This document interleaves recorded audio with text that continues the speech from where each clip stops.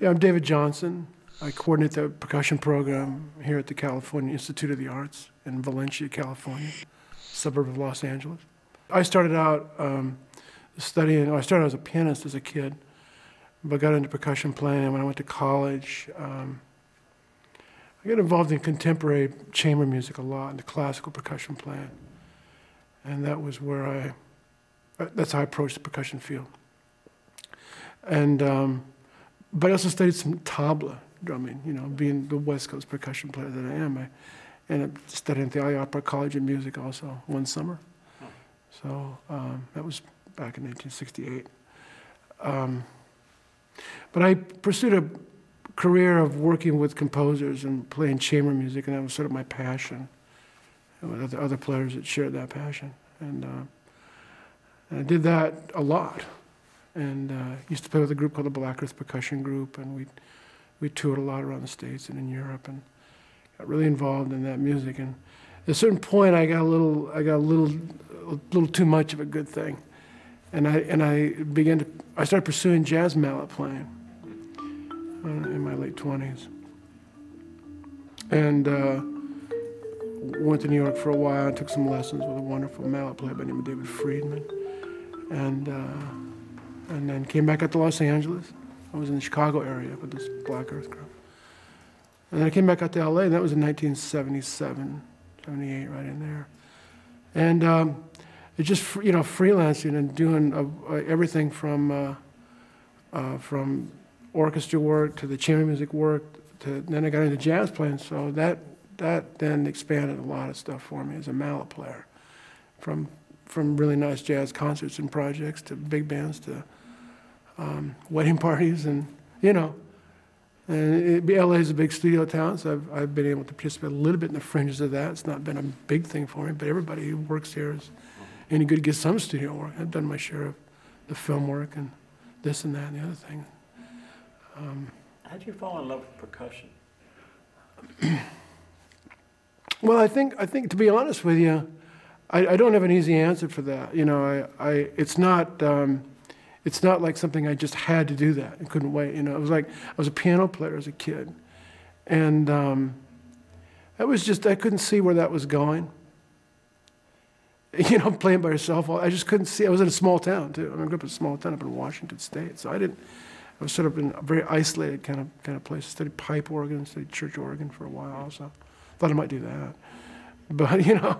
But then a drummer came to town. The band director was a percussion player. Came to town, a small town, and I really hit it off with him. And you know, it just put me in the section in high school. And I just got into it. Decided to go to college and pursue it, and it's pretty much it. You know, and percussion is fun because it's fundamentally, from my approach, it's fundamentally a keyboard instrument. But then it's, you know, at its core, you study the marimba and the vibes and all these different things. But then I also really enjoyed all the snare drumming and the sort of the multiple percussion playing that percussionists are expected to do. And you know, one thing just kind of led to another. It's almost like, you know, I think this is probably true for most musicians. In a way, you don't sit back at 15 years old and say, this is what I'm going to do when I'm 57, you know. But one thing leads to another, and that's been my experience. And, you know, start studying percussion, gee, this is fun, and, you know, you get going on. I like to practice, so I was practicing, and you get good, and you get pretty good enough so you can participate in some ensemble. Gee, that was great, and you have a nice concert, and do some more of that. And next thing you know, kind of working with composers, and next thing you know, you're a percussion player. This is what happened to me. It was pretty much like that. I'm trying to design it a little bit more now, be a little bit more in charge. But I think a lot of times it is a kind of a haphazard thing, frankly, for me. I think it has been largely going from opportunity to opportunity, where you can survive and play and have a chance to play and work. And I think in percussion playing, of course, that includes everything from the contemporary classical music to world music projects to jazz to, you know, pop things and commercial work. And because of the nature of the instrument, it covers so much of the modern form pretty much everything. Free jazz. I mean, I've pretty much done everything you can do, I think, really. Not saying not do it at a high level, but everything that people do, I've done at least once, including playing congas on records. And I'm not even a very good conga player, but, you know, you just kind of fall into these things. And it's an interesting field that way, percussion. Good sound, to get a great sound, and a good blend. I think that's the challenge for the general percussion player. Great sound. You got to have a great sound. And I think, you know, what you said, I mean, there are a lot of instruments, but they're very similar. They're more similar than they are different. Once you do it for a number of years, you begin to really get a feeling for the commonality, the common thread between the whole thing. So playing the marimba and playing the snare drum and playing the bass drum and playing some crotales or some pipe, just some break drum or some sort of junk percussion, found objects. Stroke and the sound production ends up being roughly the same from a technical point of view. You know, it's not unlike the woodwind doublers, you know. You know, God play tenor saxophone, but also play soprano and baritone and some flute and some clarinet, and some of them even get into bassoon and oboe, and then maybe you branch up and, you know, play some Middle Eastern stuff a little bit too, you know. And yeah, they're different, but from the point of view of that woodwind doubler, there's enough similarities that you can walk between the instruments and get by, and then you have your specialties. And I think it's kind of the same in percussion playing. I get by on a lot of stuff, and I've got a few things I do really well, you know. Right. Well, I think I'm pretty good at the mallet playing. I mean, that's kind of what I've been focusing in on for the last 25 years, especially.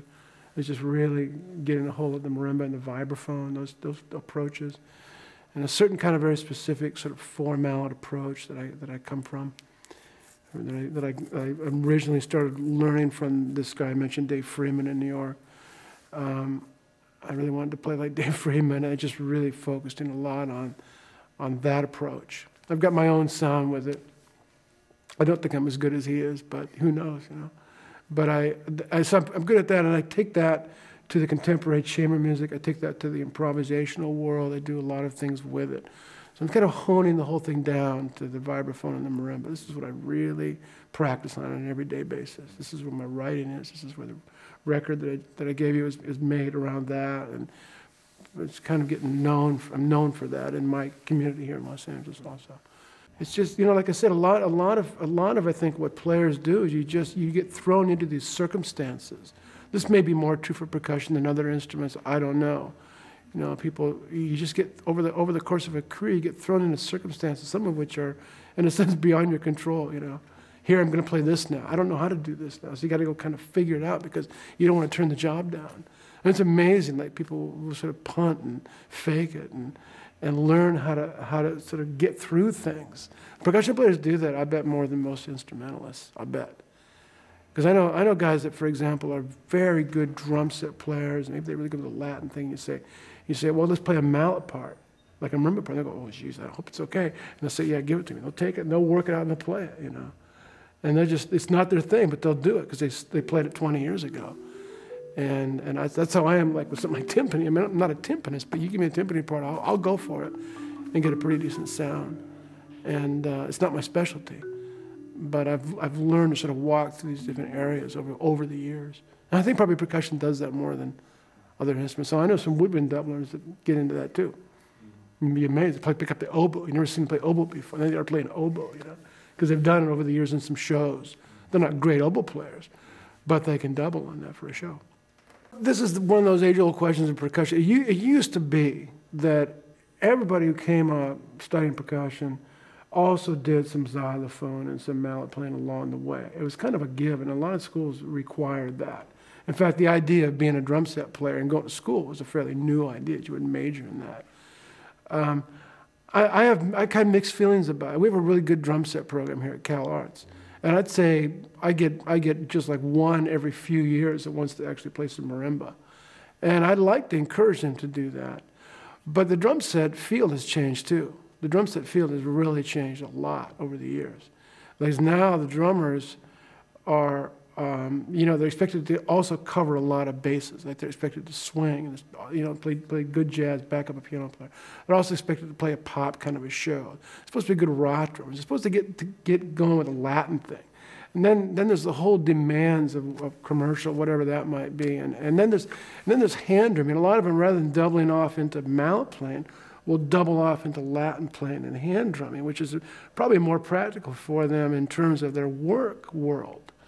As musicians, yeah, I think drummers should play some keyboards. I think it could just as well be piano. I mean, there's drummers that play. I know drummers that play darn good piano. Famous ones like Jack DeJohnette's a really good piano player, for example. I know some other guys that are less famous. Jerry Califf, a really wonderful drummer in LA. He's a pretty good piano player, And I think drummers should study keyboard.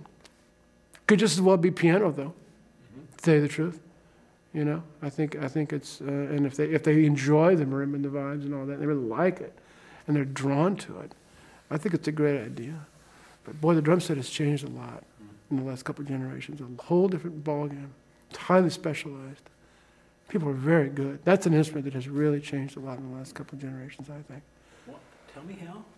Well, I think the demands of the styles. I just think, and the virtuosity. I just see so much virtuosity. And, people are not, a good jazz drummer is also called upon. The good young jazz drummers are also called upon to, put themselves into, hip-hop situations and pop kind of situations or rock and roll situations or any number of things. That jazz has incorporated so many different styles. So many people doing so many different things that I think, and then, just to have several drum sets. People have 3 or 4 drum sets in order to work in all these different venues.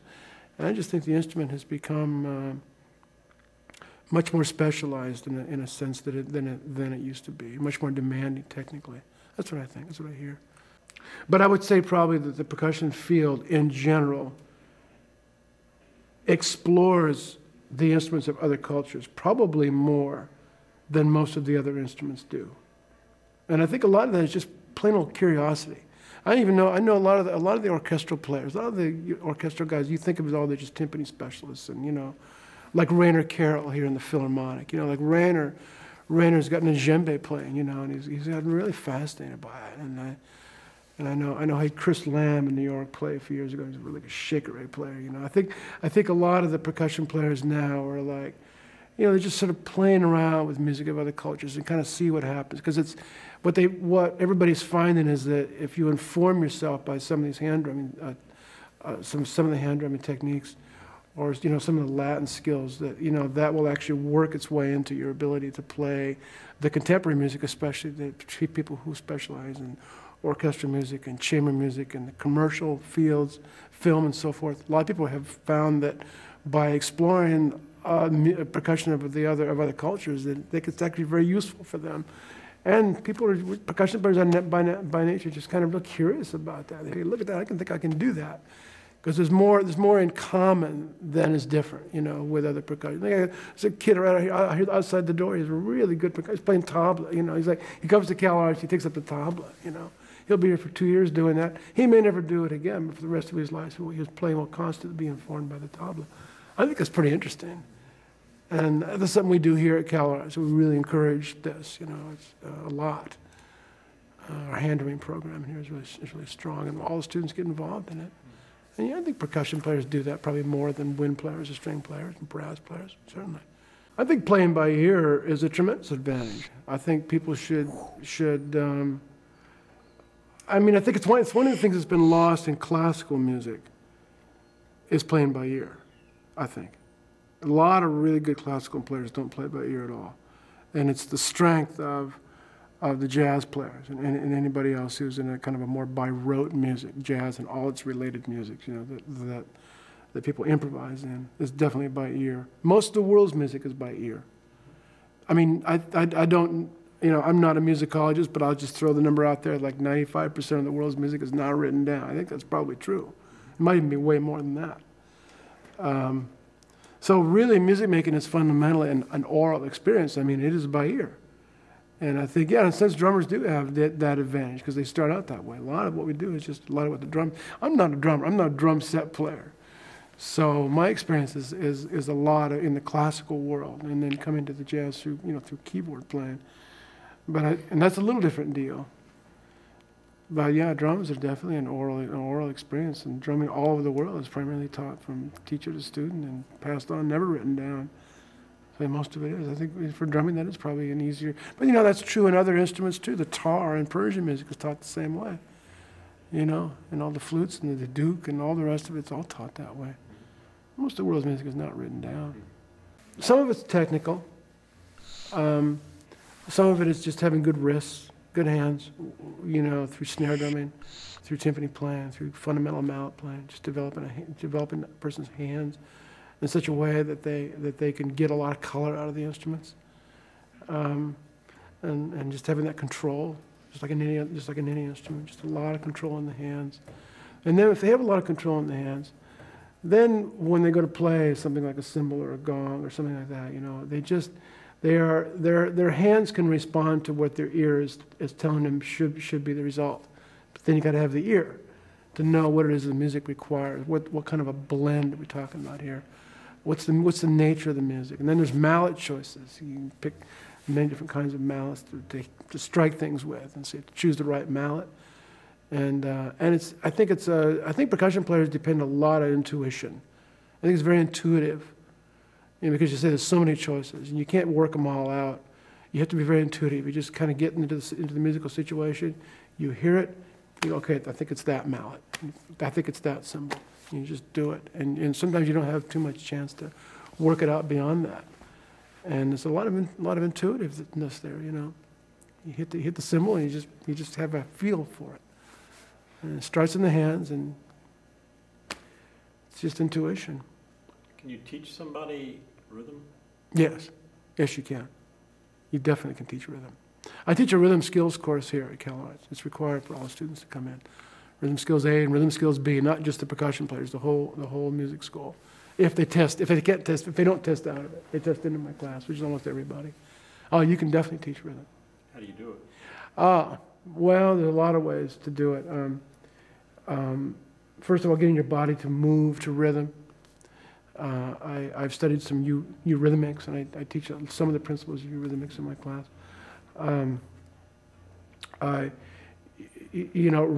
Repetition, just drilling figures, drilling patterns. In my class, where often the big issue is for people is that they can't read rhythm. They can feel rhythm, but they can't read it.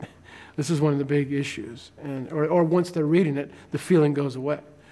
And this is quite common for young musicians. You know, they got great feel. They get it, put a piece of music in front of them. They can't bring that feeling to the music. So that you can definitely teach.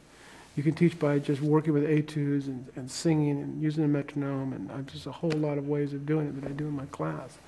Teaching the actual feel of rhythm, the innate feel inside of one, it's hard if a person hasn't been exposed to a lot of music. You know, I think the more music one's exposed to as a kid and as you're growing up, if you've had chances to sing, be in choirs, be in bands, be in anything. I mean, let's say not even people who are musicians, but let's say choirs and things. And if you're around music a lot, I think the rhythm is very natural. I think you'd almost have to keep somebody in the dark and never expose them to music and rhythm for many, many years. That would be hard. But I think for most musicians, people come to music schools, they're there. They just need to have that rhythm. Like they need to find out ways to feel it in real life situations. You know, usually rhythm falls apart because of technical problems. Well, you know, when someone messes up something and you know that person's got bad rhythm, it's usually not because they don't feel rhythm. It's because they're trying to do something with their hands or their embouchure or something that's not working out. And their rhythm slips and it kind of stutters and gets funny here, and then they get back on track again. Then they lose it, you know. And we think we've all had that feeling. Musicians have all had that feeling. You're playing something, you're not quite ready to play it, and there you are playing it. And the first thing that goes is the rhythm. So you can teach people to have discipline about rhythm and to call upon it, and then how things look on the paper and what that means in the real world of music making. Yeah, that you can teach. As far as whether you can teach somebody who absolutely has no time, can't keep one beat after another, I'm not sure. We don't get that here. We get musicians here. I'm not sure about that. Maybe you couldn't. Maybe not everybody can learn rhythm. I think they can, though. Different musics require different things. about how you place the beat. You know, like I know Dave Friedman used to tell me that there's three parts of the beat. There's the center of the beat, then there's being in front of the beat, and then there's being behind the beat. You know, and the beat is like this, and you can get on either side of it or down the middle of it. And I think that was very profound, and that advice has stuck with me for a long, long time. And I think that there is some music where you've got to push it forward, or it will just drag. You know, we're working on something right now. Classical percussion music is often that way. If it's very rhythmic, and you got a lot of people, and the instruments are kind of speaking slowly, you know, the whole thing will be like moving a Mack truck, and so they got to push forward. But something like jazz, you know, real fast jazz and piano trio kind of playing, intimate kind of playing, people have to get behind the beat a little bit because it tends to want to go forward. The lines want to go forward. The thing wants to just take off, like a light bicycle heading down a hill or something, you know. You got to say, whoa. And whereas a larger group will have a tendency to do the other thing, and things have to be pushed. I don't know if that, you know, if that's what you mean. I think tempo is different musics require different approaches to rhythm and tempo. I think that is becoming increasingly important. You know, to be able to play in 5 and 7 and, you know, mixed meters and things. I think there was for a long time it wasn't, but, you know, rhythm in the Western culture is shifting the way that we approach rhythm in the Western culture, not just in percussion music, but just kind of in general, it's shifting. I'm not sure why. I mean, maybe it's because we're hearing more of the Middle Eastern music, the Persian music, or you know, Eastern European music. I mean, Bartok was doing this, you know, many years ago. And so orchestras have had to play, of course, in odd meters a bit here and there. But I think players today it's almost required now that people learn how to really play in 5 and 7. And that didn't used to be true. And jazz players today, I mean, I think for example, in jazz, that's the place where the adventure is happening. That's what I hear. I mean, everything's been done with harmony. Everything's been done with technique, you know, but where the adventurous jazz players are just taking things and just playing them in 11, or taking standards and playing them in 7 and things like that, you know. And it's a whole nother level of like, okay, who's the real musician here? Can you do this in 7? Can you do this in 5? And that's something that has really a big change in the way the jazz players are playing, even in the last 10 or 15 years. That's what I hear anyway. And I think that's true in the classical music too, with composers are doing many things in many different meters. So now it's becoming a requirement that we all not just feel things in 3 and 4, but we also feel them in 5 and 7 and multiples of 5 and 7. And it's a challenge because it's never going to be natural for most of us. I'm never going to feel as good in 7 as I do in 4. There's no way, because I grew up feeling 4 and 3. That's what we do. Now we've got to put 7 in there, and it's never going to be as intuitive. I know that. But, you know, I work on it. I look for seriousness of intent. You know, I'm looking for people who to come to school here, who are going to really come to school here and work, practice hard. If they're really great when they get here, that isn't really my main concern. If they've got, especially at the undergraduate level, if they've got some just, you know, some good, not terrible habits, it's like reasonable, and they love playing, and they've got a goal. They know why they're playing. They know what they want to play. They've got some things they're just curious about, and they think this is a good fit for them. That's what I'm looking for. I don't have a list of things to audition from. I think I can tell where someone is at almost the second they pick the sticks up, without even playing. You can almost tell like what kind of intent they have, what kind of sound they're going to get. It's pretty interesting. And I want them to come here and love playing, because if they don't love playing, they're not going to stick around too long. I mean, not just at Cal Arts, they're not going to stick around in the music industry very long if they don't love it. Well, I would give the advice to someone who's fallen in love with percussion, the same as I would give the same advice to anyone who's fallen in love with anything in the arts. You better love it. You know, if you really love it, and you're willing to spend the time on it. I've never seen anybody get really good and not have a career in it. You got to get really good. You know, people have careers in the arts and in music, but you have to get really good at it. And if you are, then people will hear about you and find out about you and want you on their projects and once you teach it at their school or whatever, you'll be able to figure it out. But people have to really love it. I mean, really love it, like kind of in an almost abnormal kind of obsession way. You know what I mean? I mean, you see this in the great musicians, just obsessed with practicing and networking and playing. They don't care about anything. People sacrifice families, and you know what I mean, and their health and everything else to put, because that wins over everything. You know, their art form, their desire to play, to compose, to make their art, it just trumps everything. I think if you have that kind of personality, then you should just go for it, and you will make it. And if you don't, then have some fun with it and don't worry about it. But I believe that people can have what they want if they stick with it.